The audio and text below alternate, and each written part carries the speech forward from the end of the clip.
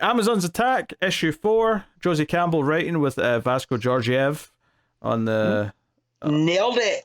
on the art. Did I wasn't even trying. There's an editor's note in here that points out this entire book, this miniseries takes place before issue 5 of Wonder Woman, which I guess that's just them saying that because Yara's here, and not like Cassie even shows up, so it's just to explain why they're not with Wonder Woman, which is fine. So no, I mean, this has been a fun book. I think this issue kind of continued that trend. You know, it is mainly focusing on Yara and Cassie. We get back to Mary eventually in the issue. But Yara's investigating a safe house, like an Amazonian safe house, which turns out the people who were there have disappeared. In fact, every Amazon who was in a safe house has mysteriously vanished into thin air, and there's just graffiti saying asylum all over the walls. So clearly that's something we're going to investigate. But this is where we get a great couple of pages here where Yara turns and throws her what do you call that thing again? The bolo, thank you. And it turns out it's just Cassie coming in, and she just sort of dodges it and jumps out of the way.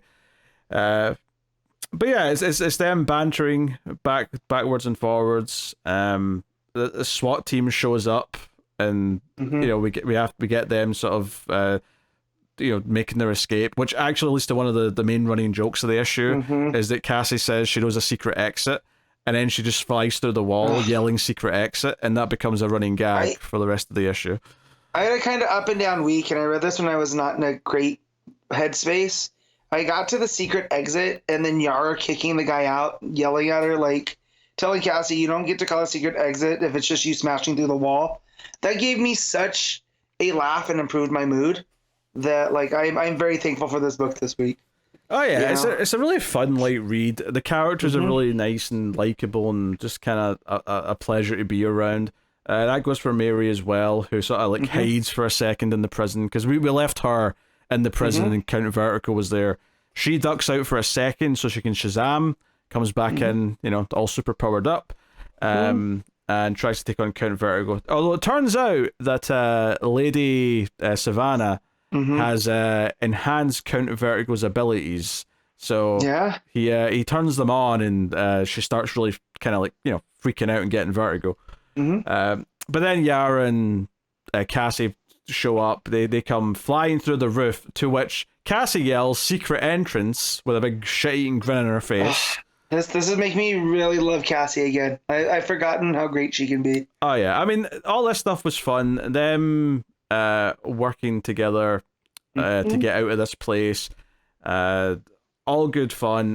Mary Shazam's back into human form to take out a hole in the ceiling so they can go back out, and she gets the helicopters that are up there, and again Cassie yells out as she's flying with Mary on her back and holding Yara in her arms, says, "Now that was a secret exit."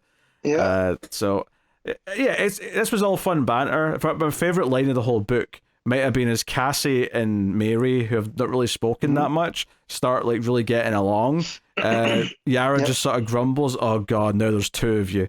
That really got a chuckle out of me. Like, it's really set up this chemistry between the three characters. And Cassie's is kind of a new addition to this. This book. She was so in my brain from that Wonder Woman issue that I forgot she's not part of this squad. Yeah. So when she showed up, I was like, oh yeah. And then I was like, oh yeah, she hasn't been here from the start. But she just instantly ingratiated herself into this crew. That was real nice. I also like the page where Yara fights Vertigo, and she fights through it. And she talks about how her gods from the Amazon rainforest are different than like the Olympians and even the Bottom Migdal, because they look down on everybody, right? Like they look down on the people as gods, where her gods are alive in the forest and the streams and everything, and in fact that gives her power, that she too is a god.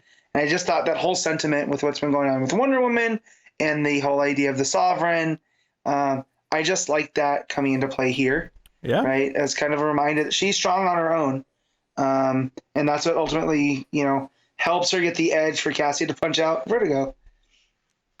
Yeah. So I'm just trying to remember this character's name from the Bana Migdal. Queen Faruka. Faruka, that's what I was trying to remember. Yeah. So she was at the end of the last issue, because we don't get her till right near the end of this, but she was with, the tree with the golden apples and all that.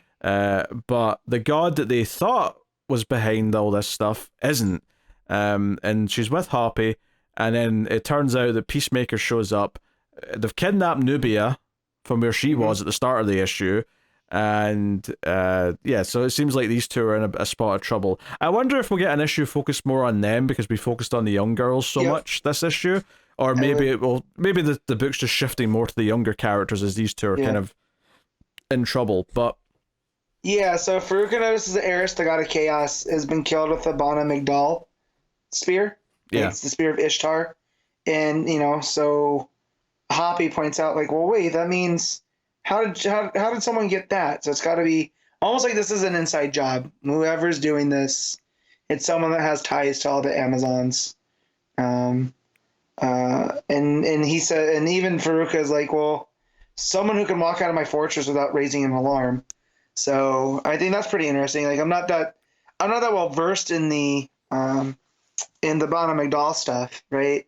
So I wonder if this is just a new character, if it's someone that Faruka, we've seen Faruka with before. But yeah, Peacemaker showing up, I didn't think of that showing up. So yeah, honestly, really quick read. It's really fun and bright. I enjoyed the art. I think it really nails basically the happiness and sort of like fun nature of both Cassie and Mary, but the more stoic kind of like take no shit attitude of Yara. I think it nails those, and it really makes all their interactions really sing. And that's not to say that it's perfect throughout. There is some faces here or there that feel a little bit stilted or flat or whatever. But by and large, as far as like a sort of book of this type, which is kind of a B tier book, really easy, fun read, nice, bright and vibrant colors. Fun enough layouts. I like it's one of those things where there's kind of a ceiling to it, but it was a very delightful read, and I'm happy continuing it. So and it gets all the characters. That's what I love about Josie Campbell so far is we already love her Mary Marvel, right? But her Yara has been pretty great, and even these other characters that I'm not that again, well versed in, like Queen Faruka and Nubia, they all stand out and they all have their own identity. And so it does really feel like this community of Amazon. So like in the title of Amazon's Attack, this is like the Amazons book. If they keep it going long enough, right, we could have almost like a rotating cast of them. And I feel like as long as it's Josie Campbell, everyone feels right, and they all feel like there's not an interconnectedness, but they all feel unique to their own, and it with everything that's been going on in Wonder Woman, it feels nice to have a book that focuses on the other characters in that. I feel like the editors not saying this series takes place before issue 5 of Wonder Woman implies to me that it's not an ongoing. That True. It's got a finite ending in mind, but I mean I could be wrong. I mean maybe that's just And Josie Campbell also finds a way of telling this one story, because it started in the Mary Marvel Shazam book, then it went to that Revenge of the Gods that neither of us read, and now it's going on through here. So there's and maybe through Shazam as well, because Campbell's taking that book from Wade. So Campbell has a way of tying these things together to keep the story going. I think seeing the chemistry between Yara, Mary, and Cassie, I think is a good sign for the chemistry she'll have with all the kids in Shazam when she takes that book over. For sure. Because she already gets these ones down. We already know she can write Mary. And we do know, too, because Darla was pretty prominent in that Mary Marvel book as well. So, But yeah, this is a whole lot of fun. I'm glad that this book is fun and just doesn't feel like... Because when it first started, I thought it was just going to be a tie-in to this Wonder Woman stuff, right? Like, Amazon's Attack, this is... It's so much more because it's telling its own story. It's set in the context of that, but it's sort of teasing this killer on the loose, and someone's setting them up, and so there's kind of its own mystery to kind of get to. And then, of course, this idea that Peacemaker's been sent or is working with Axe, which means Waller's probably connected to Axe as well. So, so maybe some interesting stuff there. And even thematically with Beast World, not that I'm saying they're that connected, but the idea that if the whole point of Beast World is Waller wanting to make everyone hate the superheroes, and then the point of Wonder Woman right now is that everyone's hating the Amazons, those two kind of go hand in hand. For sure. Thematically, so. All right, what are you giving Amazon's Attack? I'm gonna give this a solid 8. Yeah, I'm just gonna go out with 7, but it's a really fun 7. Like I had a good time.